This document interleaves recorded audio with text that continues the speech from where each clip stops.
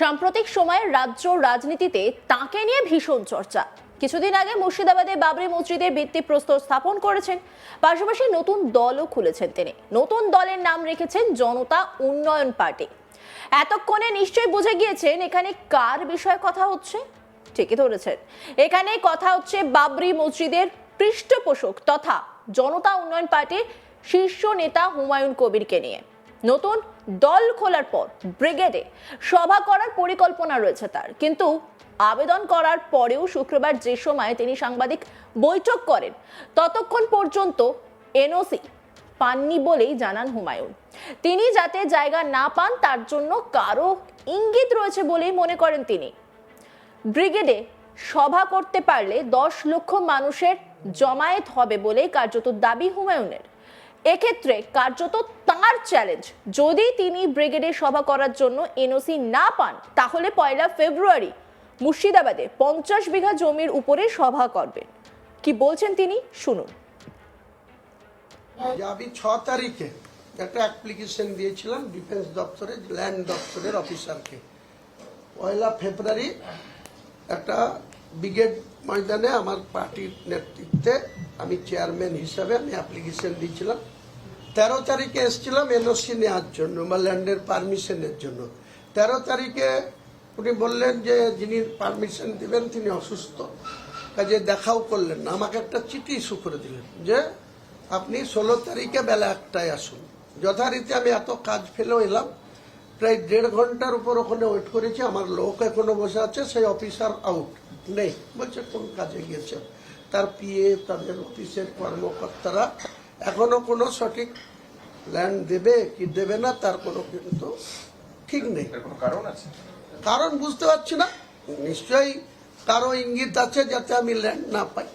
তো আজকে দেখি রাজ্য সরকারেরও থাকতে পারে, আর যারা দেশ সঙ্গে এত পীড়িত সেই বিজেপিরও থাকতে পারে। কারণ এখন তো বিজেপিরও মাথা ব্যথা হুমায়ুন কবির হয়েছে, আর মমতা ব্যানার্জিরও মাথা ব্যথা হুমায়ুন কবির হয়েছে। সেই হুমায়ুন কবিরকে মাঠ দিলে সত্যি সত্যি যদি 10 লাখ লোক এসে তার মৃত্যু ঘন্টা বাজিয়ে দেয় তাহলে বিজেপিরও আশাহত হবে। আর তৃণমূল কংগ্রেসের তো হ্যাট্রিক করার পর কোথায় যাবে?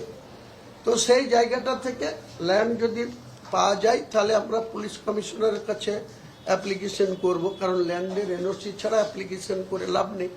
যদি না পাওয়া যায় 1 ফেব্রুয়ারি ব্রিগেডের মতো সভা হবে, কিন্তু সেটা মুর্শিদাবাদের 50 বিঘি জায়গার উপরে প্যান্ডেল করে হবে। কারণ আমি বলেছি কলকাতায় চ্যালেঞ্জ অ্যাকসেপ্ট করেছি, যদি আমাকে এইভাবে ব্যাকআউট করা হয় বা পিছনে এইভাবে অসহযোগিতা করা হয় তাহলে আমি 50 বিঘি জমির এনওসি নিয়ে, যেখানে আমার নিজেরও 4 বিঘা জমি আছে, সেখানে এনওসি তৈরি করে মুর্শিদাবাদের প্রশাসন, সিভিল প্রশাসন এবং পুলিশ প্রশাসনকে জানিয়ে 1 ফেব্রুয়ারি কিন্তু সভা হবে। সেটা ব্রিগেডে হতে পারে, নাহলে মুর্শিদাবাদের 50 বিঘা জমির উপরে হতে পারে। অন্যদিকে মুর্শিদাবাদের হরিহরপাড়ায় এক সভায় বড় মন্তব্য করতে শোনা গেছে হুমায়ুন কবিরকে। মমতা ব্যানার্জি ও ফেরাদ হাকিম মাসতুতো ভাই বোন বলে দাবি করলেন তিনি। হুমায়ুন বলেন, এই ববি হাকিমের বাবা ছিলেন গয়ার মুসলমান। মমতা ব্যানার্জির মা গায়ত্রী ব্যানার্জি তার মাসতুতো বোন, ববি হাকিমের মা ছিলেন। তার মানে হিসেব করে দেখুন, মমতা ব্যানার্জি আর ফেরাদ হাকিম আমাদের ভাষায় খালাতো ভাই বোন, আর ওদের ভাষায় মাসতুতো ভাই বোন। শুনুন কি বলছেন হুমায়ুন কবির। এই ববি হাকিমের বাবা ছিল গয়ার মুসলমান বিহারি, আর ববি হাকিমের বাবা বিয়ে করেছিল তাকে এই যে মমতা ব্যানার্জির মা গায়ত্রী ব্যানার্জি, তার মাসতুতো বোন ববি হাকিমের মা ছিল মাওলানা আজাদ কলেজে। তার মানে হিসাব করে দেখুন, মমতা ব্যানার্জি আর ফিয়াদ হাকিম নিজের আমাদের ভাষায় খালাতো ভাই বোন, আর ওদের ভাষায় মাসতুতো ভাই বোন। এই কথাই আছে না, রাজা দান করছে কাকে? রানীকে। তো চোরে চোরে মাসতুতো ভাই, গোটা রাজ্যটা ভেঙে খাচ্ছে ববিকে শো করে। ববি জনাব ফিয়াদ হাকিম কলকাতার মেয়র আর আরবান দপ্তরের মন্ত্রী। এই জেলায় হুকের নাম বাবাজি। এক হুকে, হুমায়ুন কবিরের হুকে দেখা যাচ্ছে যে একবার বলছে বেলডাঙ্গায় রোড শো করবো। আমি যখন ঘোষণা করছি বেলডাঙ্গায় রোড শো করো, 17 তারিখে করবা, আমি 48 ঘন্টার মধ্যে 19 তারিখে তোমার ডবল লোক নিয়ে জবাব দেবো। তখন আর ভয় পাচ্ছে, তখন আবার বলছে না বহরমপুরে সভা করবো। 17 তারিখে বহরমপুর সভা করো, আমি দমকলে সভা করব। এরপরেও তোমাকে 22-23 তারিখের মধ্যে বহরমপুরে আবার সভা করে তোমার যা লোক হবে তার ডবল লোক যদি আমি না জোগাড় করতে পারি, আমি মুসলমানের বাপ চাই না। এখানেই শেষ নয়, ওই সভায় হুমায়ুন আরো বলেন, আমি 22 তারিখে দল খুলেছি। একটা মুসলিমের ছেলে বাংলায় দল খুলে নিল। আপনাদের প্রচন্ড গা জ্বলছে, প্রচন্ড হিংসা হচ্ছে, শুধু ব্রাহ্মণরাই খাবে আর মুসলমানরা দাঁড়িয়ে দাঁড়িয়ে দেখবে। শুধু মুসলমানরা মারামারি করবে, লাঠালাঠি করবে, কোর্টে যাবে, উকিলকে ফি দেবে। 10 কাঠা জায়গার জন্য একটা মুসলমান আরো 2 বিঘে বিক্রি করে মামলা করবে। আপনার এসব বুদ্ধি তাদেরকে দেবেন। আমি হুমায়ুন কবির আগামী দিনে মমতা ব্যানার্জিকে উচ্ছেদ করব। কি বলছেন হুমায়ুন কবির, শুনুন। লজ্জা করে না মমতা ব্যানার্জি? আমাকে বলছে পোকামাকড়, আমাকে বলছে গদ্দার। আপনি কংগ্রেসের সাথে গদ্দারি করেছিলেন 1997 সালের 9 আগস্ট।